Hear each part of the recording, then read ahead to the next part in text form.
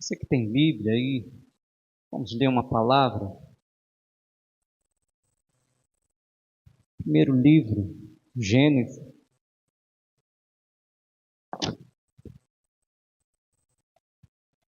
O capítulo é o número 6.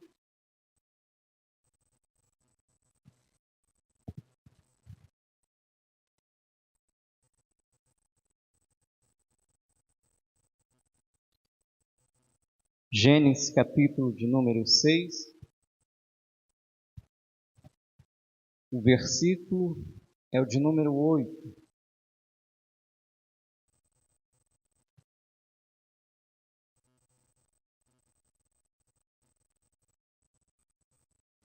Amém? Podemos ler? Conforme o costume da igreja. Se quiser, pode ficar se assentado, não tem problema. Então vamos ler. Gênesis, capítulo 6, versículo de número 8. Está escrito assim: Noé, porém, achou graças aos olhos do Senhor. E Noé, porém, achou graças aos olhos do Senhor. Senhor nosso Deus e eterno Pai, Senhor Espírito Santo de Deus, Pai, em concordância com a oração, Pai, que já foi feita, Senhor, eu quero te entregar a minha vida, Senhor, eu quero te entregar este lugar, Senhor, cada irmão, cada irmã, Senhor, tudo pertence a Ti. Deus, e nessa noite eu te peço, Pai, que o Senhor não permita que eu venha te atrapalhar, Senhor, mas que nessa noite, Senhor, o Senhor possa cumprir o seu propósito neste lugar, para a glória do nome de Jesus. Amém. Pode se assentar.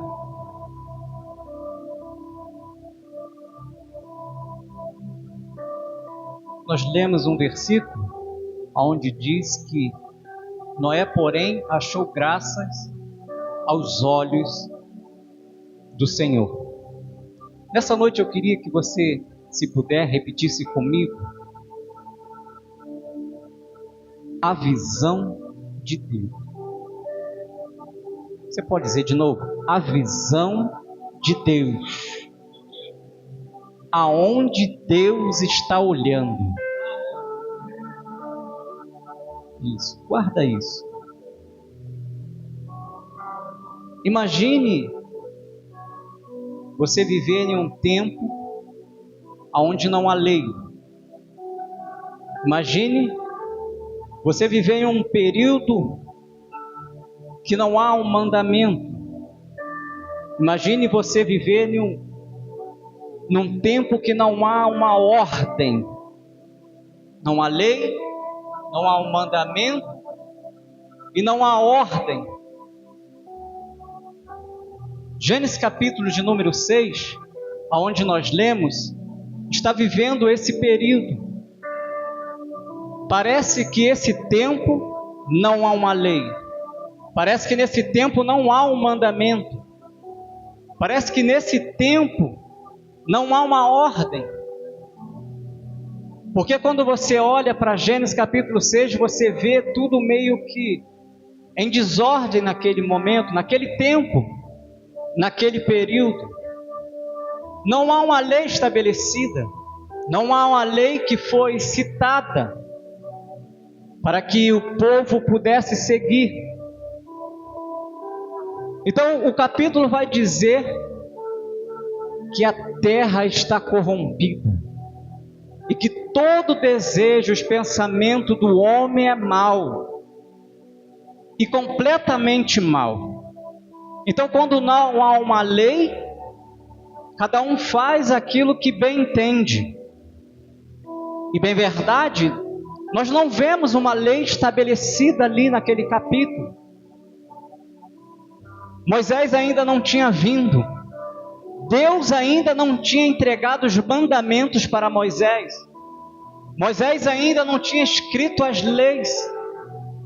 Jesus Cristo ainda não tinha vindo quando ele disse: um novo mandamento vos dou. Não. Então o povo lá atrás parece meio que desorientado por falta de uma orientação, por falta de uma lei. Então, se a terra está corrompida, como dizer que o pecado é pecado se não há uma lei? Como dizer que há uma corrupção se não há uma direção? Como dizer que as coisas vão mal ou está errado se não tem um mandamento estabelecido? Não tem um mandamento, não tem nada. Não tem lei. Está me entendendo até aqui? Mas escute. Ao nascer, cada um de nós, ao nascer, Deus coloca alguns atributos dentro do ser humano. Deus, ele vai colocar no nascimento atributos dentro de um ser humano. E um desses tributos se chama lei moral. Outros vão conhecer como a lei natural. Ou seja, está dentro do ser humano. Você pode olhar para o seu irmão e dizer: está dentro do ser humano a lei moral ou lei natural. Essa lei moral ou lei natural, ela abrange tudo e todos os seres viventes, e às vezes nós vamos achar que é só para o ser humano. Não, é para todo ser vivente. E como funciona essa lei moral? Entenda bem, imagine um pássaro, que não é um ser humano, fazer um ninho no alto de um penhasco pedregoso. Esse pássaro faz um ninho e ali ele tem o seu filhote. Esse filhote, ele não sai do ninho antes do tempo, mas ele espera primeiro crescer as asas, porque ele entende que ele está no alto. E quando cresce as asas, ele treina até ele poder voar. E quando ele pode voar, aí sim ele sai. Eu te pergunto, quem ensinou isso a ele? Que dirá das tartarugas que nadam centenas de milhas náuticas até chegar a uma ilha, e nessa ilha faz um buraco na areia, deposita os seus ovos, e quando aqueles ovos implodem com seus filhotes, os filhotes emergem e vai em direção à água, vai em direção à praia. Quem ensinou a direção da água para esses filhotes? Quem disse a direção certa? Mas aquilo que é chamado lei moral está dentro de todos. Então a lei moral é algo que vai nos ensinar aquilo que é certo e aquilo que é errado. Então nós, como seres humanos, naquele tempo, meu pastor, ainda que Moisés não apresentou a lei, ainda que Deus não tinha dado os mandamentos, existe algo chamado lei moral dentro do ser humano, que dá condição de discernir o que é o certo e o que é o errado. Quantos aqui sabem discernir o que é certo? Quantos aqui sabem ainda discernir o que é errado? Tem algo dentro do ser humano fazendo com que ele venha discernir. Agora entenda. E Noé está vivendo nesse contexto. Noé, meu irmão, vive nessa época, onde a Bíblia diz que a terra está totalmente corrompida, e os desejos, os desígnios, os pensamentos do ser humano é mal e continuamente em fazer o mal. E Noé está misturado nesse meio. Se Noé compartilha com aquilo que está acontecendo, ele é só mais um. Porque Noé está no meio de uma multidão fazendo práticas erradas. Quem vai cobrar? Quem vai dizer alguma coisa? Está todo mundo seguindo o mesmo caminho, o mesmo desígnio. Mas parece que eu vejo Noé dizendo: eu não vou fazer, eu não compactuo com isso. Por que, Noé? Porque tem algo dentro de mim que está dizendo: está errado, eu não faço. É a lei moral.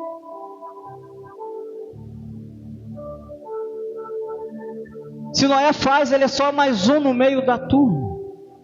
Mas ele está dizendo: eu não faço. eu não compactuo com aquilo que está errado. Se Noé faz junto, ninguém vai cobrar de Noé. Assim como Jesus falou, quando levaram a mulher em adultério, aquele que não tem pecado, que atire a primeira pedra.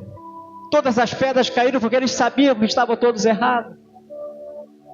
Então aquele que está errado não pode falar com o outro. Noé está dizendo: eu não faço, eu não participo. Ainda que estejam todos fazendo, eu não estou.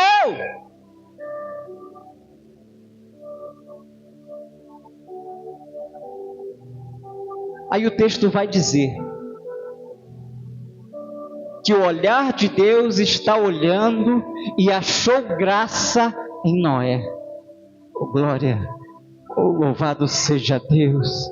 Aí a Bíblia vai dizer que Noé, em sua geração, Noé era homem justo, Noé era homem reto e andava com Deus. Meu irmão, pode estar todo mundo fazendo, mas aquele que anda com Deus, ele não faz. Aquele que é reto, ele não faz. Aquele que é justo, ele não compactua. Aí lá vem a voz de Deus. Você vai ler mais à frente, lá vem a voz de Deus e vai falar com Noé. Noé, eu trago um grande dilúvio à terra. Eu disparei toda a alma que tem fôlego. Tudo que tem fôlego expirará, Noé. Mas Noé, contigo eu estabeleço o meu concerto. Entra tu e tua casa na arca. Irmão, vale a pena ser fiel. Vale a pena ser fiel. Enquanto tem alguém induzindo, vamos lá, pode fazer. Ninguém está vendo, mas tem um olhar lá em cima que está olhando, está te vendo, está falando justo, reto e anda com Deus. Eu já sei que você está orando pela sua casa, já teve a oração aqui. Se você está orando, meu irmão, se você está orando, minha irmã, continua orando, mas seja justo, seja reto e ande com Deus, porque a qualquer momento Ele vai falar: você e sua casa entrarão na arca. Já está preparado, já está preparado. É muito bom orar e continue com a oração, mas seja justo, seja reto, ande com Deus. Não importa quem está fazendo, o importante é que você não vai fazer.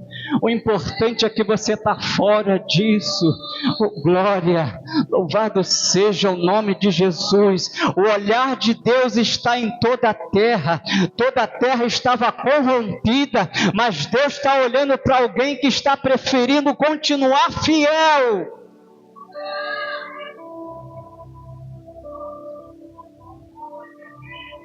Aí o olhar de Deus está na terra. Já viu Noé?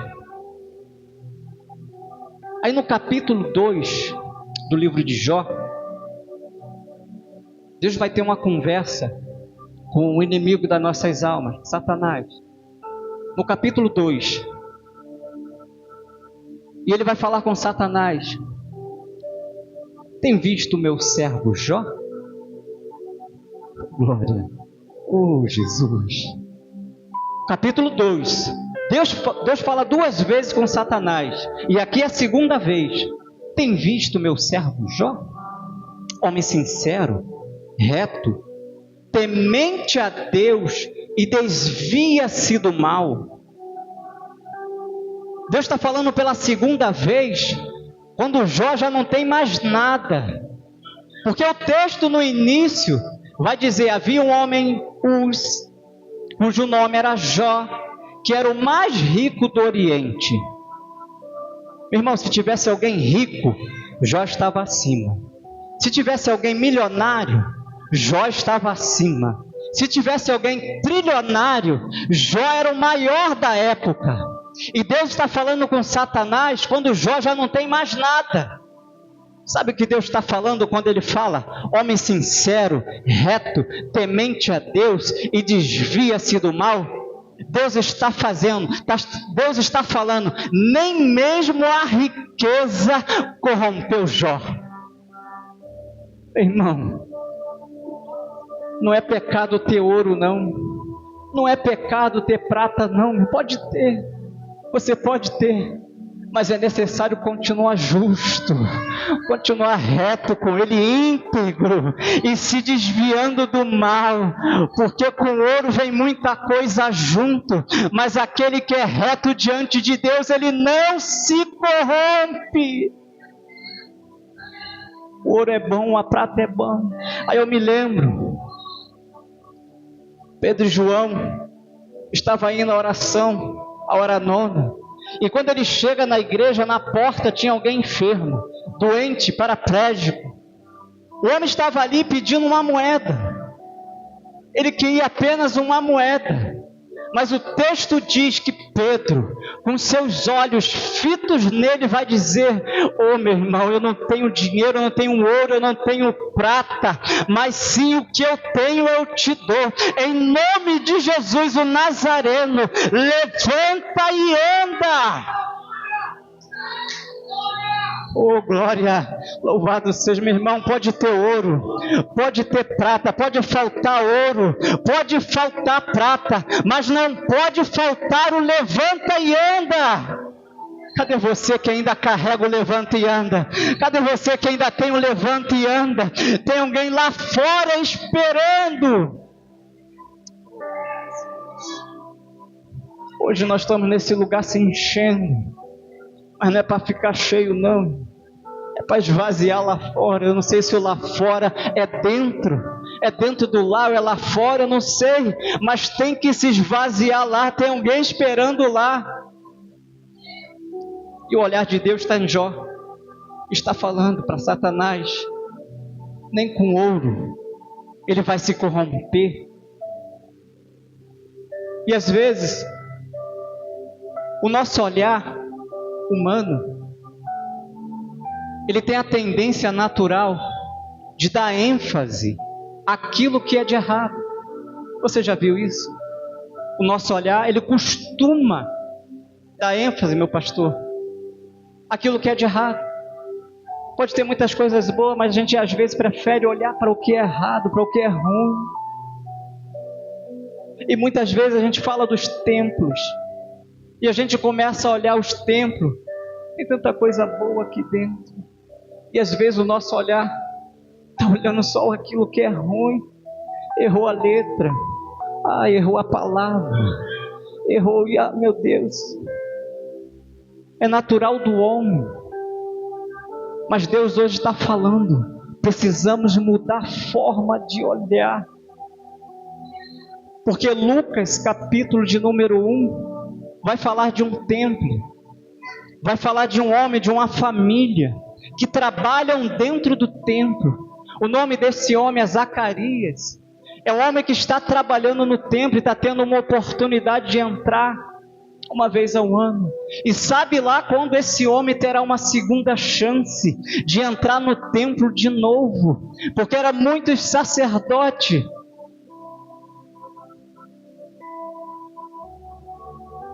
E Zacarias, de repente, passou a sua vida inteira e não teve uma segunda oportunidade, mas Zacarias continua trabalhando dentro do templo.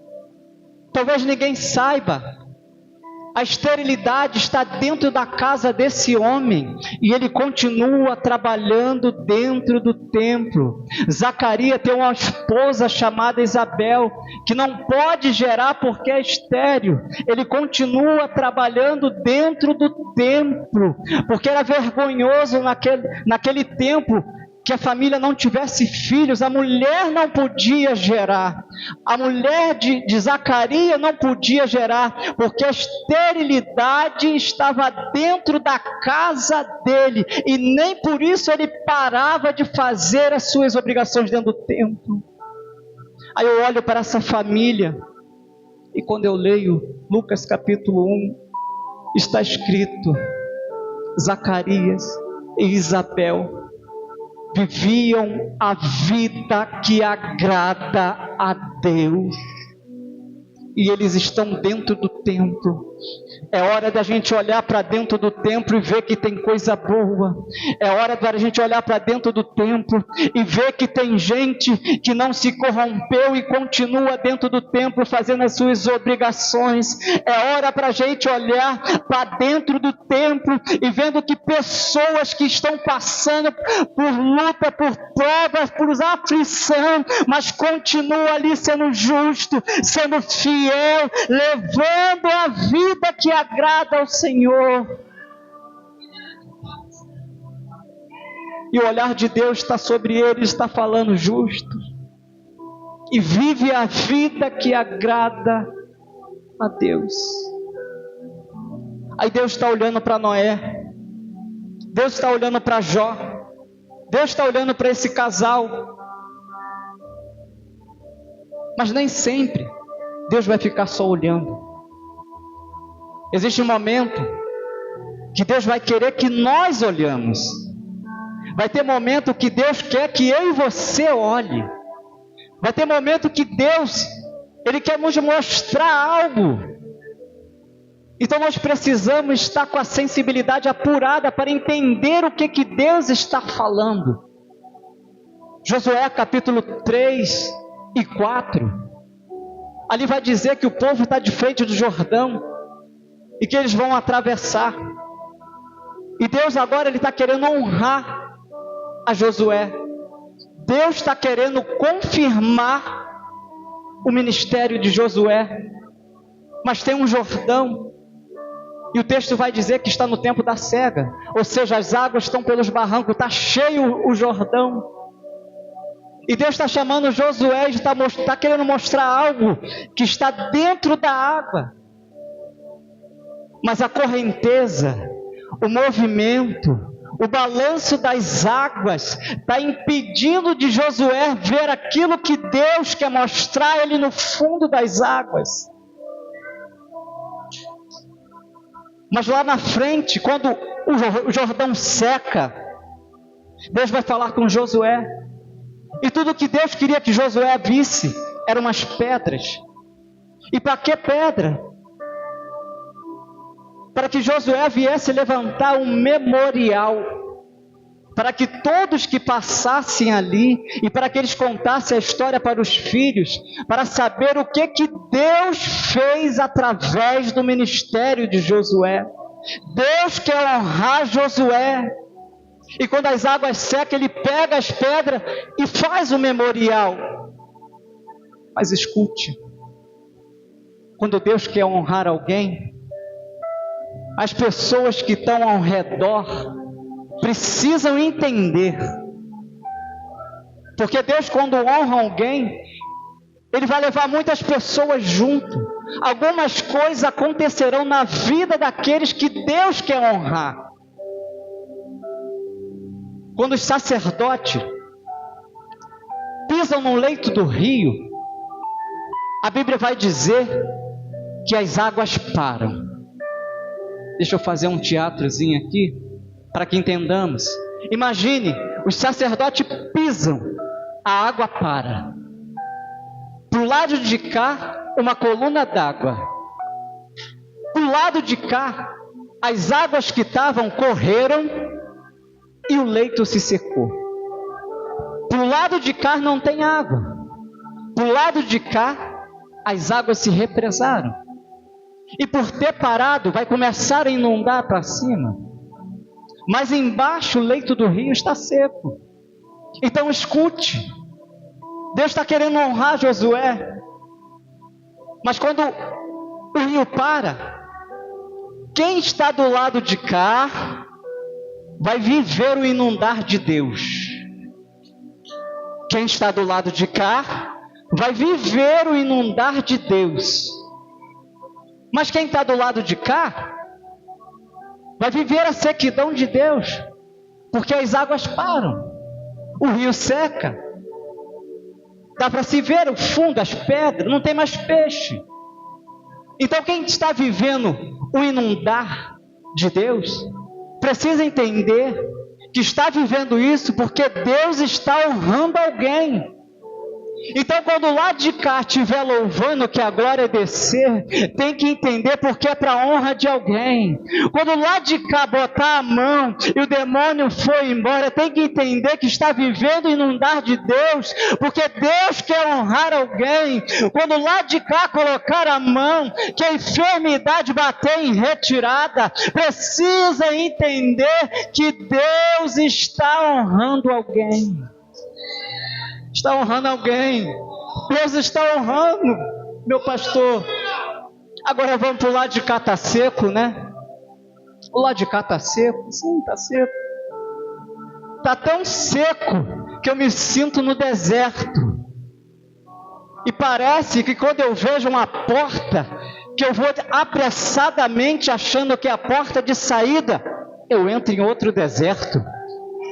E o deserto continua, a água está parada.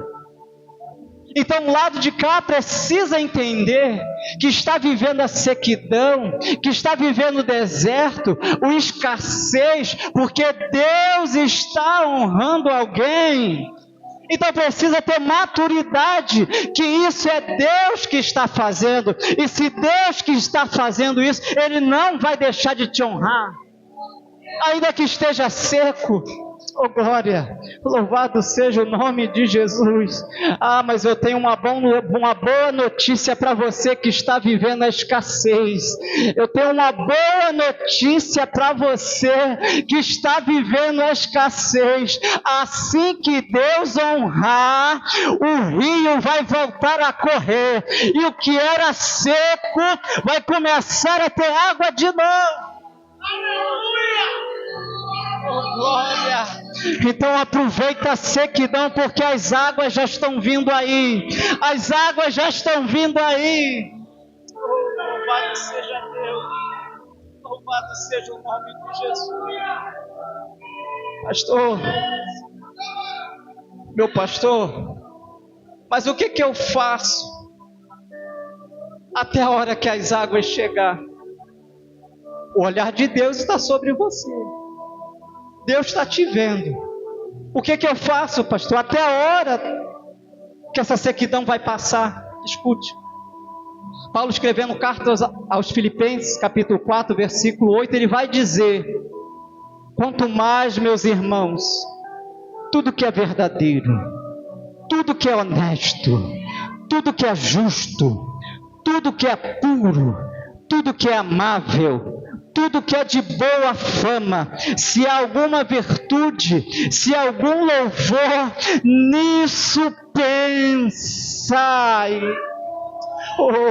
Comece a trazer à sua mente aquilo que te dá esperança. Comece a trazer para você aquilo que te traz esperança. Está vivendo a sequidão, mas comece a ter esperança no meio dessa sequidão. Oh glória, louvado seja o nome de Jesus. Mateus capítulo 6, versículo 22 vai dizer: a candeia do corpo são os olhos, de sorte que se seus olhos forem bons, todo o seu corpo terá luz. Meu Deus, eu já começo a ver alguém acendendo ali, ó. Tem alguém brilhando lá, ó. Tem olhos bons aqui sim, tem olhos bons aqui sim. Olha ali como acende, olha como brilha, ali começa a brilhar, começa a acender lá. Cadê os olhos bons nessa noite? Cadê aqueles que têm olho bom? Cadê aquele barulho que o céu gosta? Cadê aquele barulho que louva e engrandece o nome de Jesus? Ter olhos bons traz benefício. Aquele que tem olhos bons, todo o seu corpo terá luz. E se tem luz, a enfermidade não pode ficar, o mal não pode ficar. E quando vir que ver aceso, ele vai voltar em retirada, ele vai falar: opa, ali eu não posso ficar, ali eu não posso entrar. Por que não? Porque está aceso. Oh Jesus, louvado seja Deus. Será que você pode acenar para o céu hoje dizendo: Senhor, eis-me aqui, Senhor. Ah, Senhor, eu quero ter sim esses olhos bons que a sua palavra fala. Senhor, eu quero estar aceso todo o tempo. Eu quero ser reconhecido lá fora, Senhor. Eu quero que ninguém me veja, mas quando eu passar, Senhor, que o mundo venha ver a Ti em mim, Senhor. Ah, que desapareça eu e que o Senhor cresça.